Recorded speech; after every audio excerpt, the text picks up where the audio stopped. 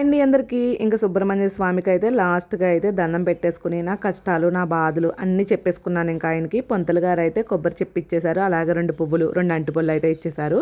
అవైతే బండికి పెట్టుకుని చకచకా ఇంటికి వచ్చేసానండి. ఇంటికి వచ్చేటప్పటికి మా దేవుడి దగ్గర అయితే దీపారాధన అయితే కొండెక్కిపోయిందండి. నేను టెంపుల్కి వెళ్ళి మ్యాక్సిమం 2 అవర్స్ అవుతుందండి. చాలాసేపు అయితే టెంపుల్ దగ్గర స్పెండ్ చేశాను. ఇంకా దీపారాధన అయితే ఒత్తి అయితే ఫుల్గా కాలిపోయింది. చాలా హ్యాపీగా అనిపించింది. ఇంకా మా హస్బెండ్ అయితే మార్నింగ్ అయితే టిఫిన్ అయితే ఇడ్లీ తెచ్చేశారు. ఇంకా ఇడ్లీ అయితే తినాలి. నాకు అస్సలు టిఫిన్ తినాలనిపించట్లేదండి. గొంతుకు రంపు వచ్చింది కదా. ఇంకా అసలు ఈరోజు లెగుస్తానా పూజ చేసుకుంటానా అనిపించింది. ఇంకా భగవంతుని తలుచుకుని ఓపిక తెచ్చుకుని లేచాను. లేచి వంట చేసేసి అవన్నీ చేసిన తర్వాత తలస్నానం చేసి ఇంట్లో పూజ చేసుకుని పిల్లల్ని పంపేసిన తర్వాత గుడికి వెళ్ళాను. ఇంకా ట్యాబ్లెట్స్ తీసుకుంటున్నానండి. ఆ ట్యాబ్లెట్లు చూసారు ఎంత లాగున్నాయో, మనుషులు వేసుకునే ట్యాబ్లెట్లే అంటారు అవి. ఇంకా ఎలాగైతే కష్టం చేసుకుని మనసుని అలా అయితే ట్యాబ్లెట్లు అయితే మింగుతున్నాను. ఆ ట్యాబ్లెట్లు మింగుతున్నప్పుడు చాలా భయమేసిందండి. అవి కనుక నా కంఠంలో ఉండిపోయి నేను ఏదైనా అయిపోతే ఏంటి పరిస్థితి అనిపించింది.